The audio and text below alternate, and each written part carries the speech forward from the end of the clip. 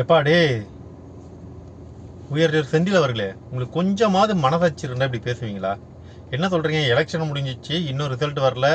இதில் டிஎம்கே ஜெயிக்குமா, ஏடிஎம்கே ஜெயிக்குமா, இல்லை விஜய் ஜெயிப்பாரா, இல்லை விஜய் கணிதமான ஓட்டு வாங்குவாரா, இந்த மாதிரி எந்த ஒரு டீட்டெயிலுமே யாருக்குமே தெரியாது.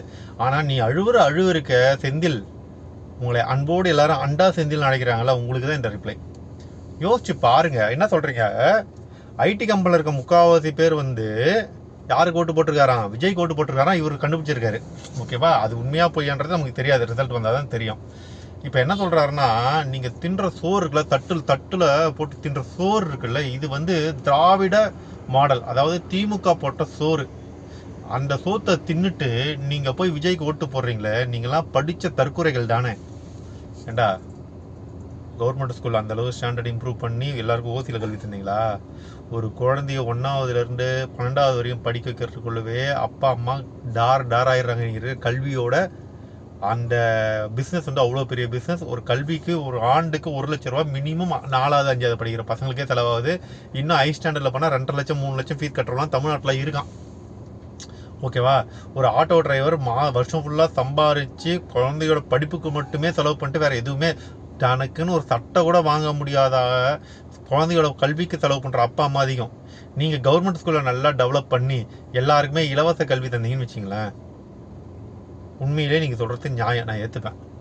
இன்றைக்கி கவர்மெண்ட் ஸ்கூலில் இருக்கா சரிப்பா, நாங்கள் தான் திமிர் எடுத்து போய் தனியார் ஸ்கூலில் படிக்க வைக்கிறோம். நீங்கள் உங்கள் பசங்கள்லாம் கவர்மெண்ட் ஸ்கூலில் படிச்சுட்டாங்களா? இல்லை உங்களுக்கு சுற்றத்தில் இருக்காங்கல்ல செந்தில் அவர்களே, உங்களுடைய அம்மா அப்பா சொல்லக்கூடாது, உங்களுடைய சொந்தக்காரங்க பசங்க, உங்கள் ஃப்ரெண்ட்ஸு பசங்க எல்லாருமே கவர்மெண்ட் ஸ்கூலில் படிச்சிருக்காங்களா? யாருமே இல்லை தானே. அப்படி இருக்கும்போது நீங்கள் எப்படி கவர்மெண்ட் ஸ்கூலோட தரம் நல்லா இருக்க மாதிரி எல்லாருக்கும் டிஎம்கே போட்ட பிச்சை அப்படின்னு சொல்கிறீங்க? அப்போ எங்கள் அப்பா அம்மா உழைப்புக்கு என்ன மரியாதை? 4 வேளை சாப்பிடாம 2 வேளை சாப்பிடாம ஏன் ஃபுல்லாக பட்னி கண்டு ஸ்கூல் கட்டினவங்கன்னா, தூங்காமல் கொள்ளாமல் வேலை செஞ்சு ஸ்கூல் ஃபீஸ் கட்டினவங்க எத்தனை பேர்? அவனுக்குலாம் என்னடா மரியாதை தரீங்க நீங்கள்?